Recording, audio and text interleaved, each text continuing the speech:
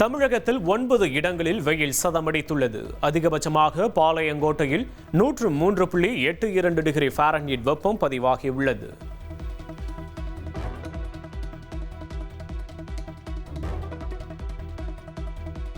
சென்னையில் பெட்ரோல் விலை 3வது நாளாக லிட்டருக்கு 33 காசுகள் உயர்ந்து 1 லிட்டர் 108 ரூபாய் 20 காசுகளுக்கு விற்பனையாகிறது. டீசல் லிட்டருக்கு 32 காசுகள் அதிகரித்து 1 லிட்டர் 99 ரூபாய் 98 காசுகளுக்கு விற்பனை செய்யப்படுகிறது.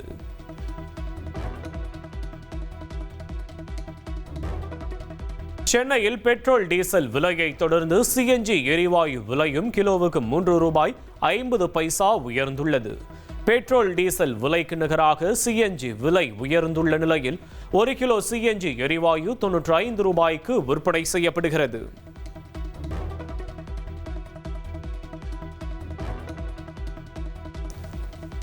சென்னையில் ஆபரண தங்கத்தின் விலை சவரனுக்கு 640 ரூபாய் குறைந்துள்ளது.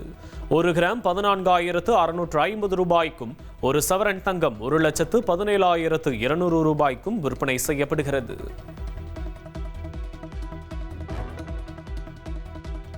டெல்லியில் பிரதமர் மோடியுடன் முதல்வர் விஜய் சந்திப்பு.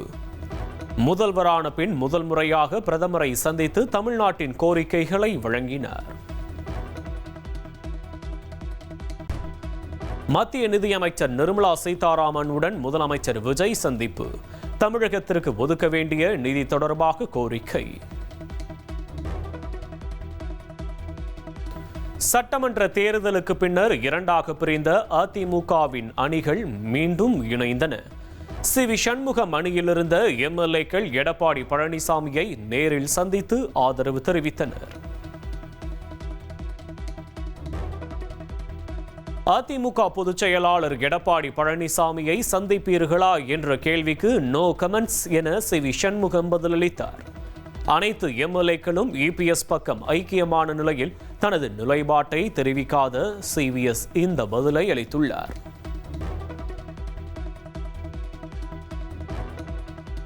அதிமுக விவகாரம் குறித்து நாளை காலை முடிவை அறிவிப்பேன்.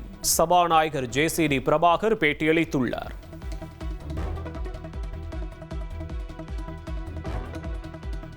போராட்டத்தில் ஈடுபட்டு வரும் டாஸ்மாக் ஊழியர்கள் பணிக்கு திரும்ப சம்மதம் தெரிவித்துள்ளதாக அமைச்சர் விக்னேஷ் தெரிவித்துள்ளார். டாஸ்மாக் ஊழியர்கள் பிரச்சினை தொடர்பாக 1 மாதத்திற்குள் தீர்வு காணப்படும் என்றும் அவர் கூறினார். தமிழகத்தில் 69% இடஒதுக்கீட்டை எதிர்த்த மனுக்களை தள்ளுபடி செய்து உச்சநீதிமன்றம் உத்தரவிட்டுள்ளது.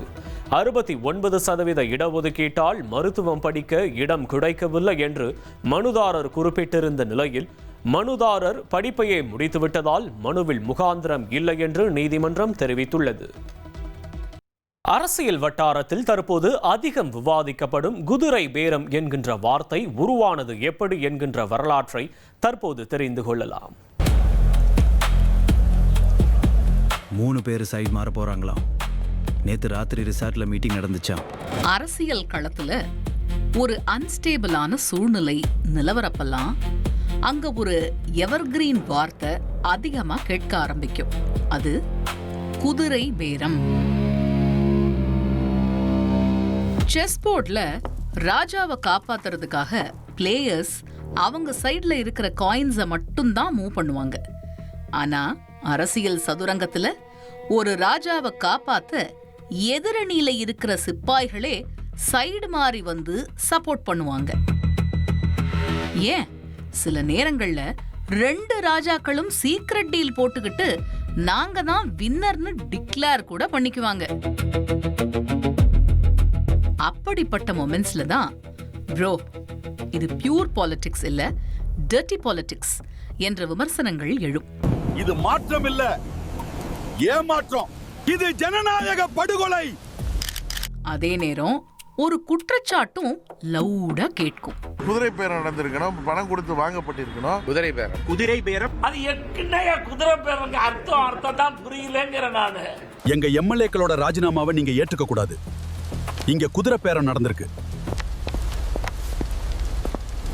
குதிரை பேரம்னு சொல்ற வார்த்தை சும்மா வந்ததில்ல. இதுக்கு பின்னாடி பல நூற்றாண்டு கால வரலாறும் மனுஷனோட பேராசையும் ராஜதந்திரமான மோசடியும் இருக்கு. அதை தெரிஞ்சுக்கணும்னா நாம டைம் டிராவல் பண்ணி 17ஆம் நூற்றாண்டுக்கே போகணும்.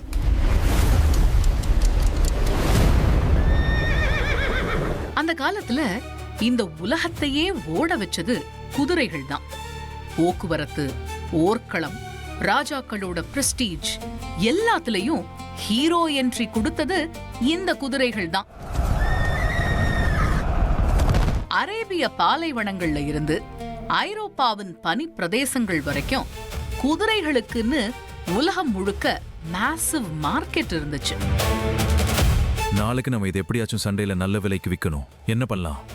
தங்கம், வெள்ளி மாதிரி குதிரைகளையும் ஒரு பிரீமியம் இன்வெஸ்ட்மெண்டா பார்த்தாங்க. ஆனா அப்பவே இந்த தொழிலுக்கு ஒரு டார்க் சைடு இருந்துச்சு. ஏன்னா குதிரை வியாபாரத்துல உண்மை பாதி, பொய் மீதி. ஓடவே முடியாத குதிரைய கூட சாம்பியன் பிரீட்னு சொல்லி விக்கிற லெவலுக்கு பலே கில்லாடிகள் இருந்தாங்க. இது பல ஊர் பந்தயத்துல ஜெயிச்ச குதிரை, புலிகேசி மன்னரோட ராசியான குதிரை. இதோட விலை வெறும் 10,000 ரூபா தான். அதே நேரம் வாங்க வர கஸ்டமர்களும் லேசுப்பட்ட ஆட்கள் இல்ல. 10,000 ரூபாய் வேல்யூ இருக்கிற குதிரைய வெறும் 500 ரூபாய்க்கு டீல் க்ளோஸ் பண்ண ட்ரை பண்ணுவாங்க. பார்க்க கருப்பா இருக்கு, பல்லு சொத்தையா இருக்கு, இதுக்கு ஒரு 400 ரூபா கொடுக்கலாம். இதெல்லாம் தேராத கேஸ். சோ இது ஒரு ஜென்யூனான பிசினஸா இல்லாம ஒருத்தர் ஏமாத்துற மைண்ட் கேமா இருந்துச்சு. நான் சும்மா வீட்லயே இருக்கலாம் போல இருக்கு. இதையெல்லாம் பார்த்த இங்கிலீஷ்காரங்க நேர்மைக்கு எதிரா, சீக்ரெட்டா, செல்ஃபிஷா நடக்கிற எந்த டீலா இருந்தாலும் அது ஹார்ஸ் ட்ரேடிங் தான் சொல்ல ஆரம்பிச்சாங்க. காலம் மாறுச்சு, குதிரைகளோட இம்பார்ட்டன்ஸ் குறைஞ்சிச்சு. ஆனா குதிரை பேரம்னு சொல்ற வார்த்தை மட்டும் அரசியலோட பிளட் ஸ்ட்ரீம்லயே கலந்து போச்சு. இப்ப அரசியல்ல மேஜிக் நம்பர்ஸ் கேள்விக்குறியானாலே ரிசார்ட் பாலிடிக்ஸ் ஸ்டார்ட் ஆகும், பொலிட்டீஷியன்ஸோட போன்ஸ் நான் ஸ்டாப்பா ரிங் ஆகும், எஸ்யூவி காருக்குள்ளேயே ஒப்பந்தங்கள் கையொப்பமாகும். அப்போ எதிர்க்கட்சிகள் சொல்ற ஒரே அக்யூசேஷன், இங்க குதிரை பேரம் நடக்குது. அதாவது இங்க கொள்கைகள் விற்கப்படுது, நம்பிக்கைகள் வாங்கப்படுது, மனசாட்சிக்கு பிரைஸ் டாக் போடப்படுது. அதனாலதான் அரசியல்ல குதிரை பேரம்னு சொன்னவுடன் அது ஒரு சாதாரண வார்த்தை இல்ல, அது அதிகாரத்துக்காக குதிரையை விட வேகமா எந்த எல்லையையும் தாண்ட தயாராயிருக்கிற அரசியல்வாதிகளோட டார்க்கெஸ்ட் ஃபேஸ்னு குற்றம் சாட்டுறாங்க.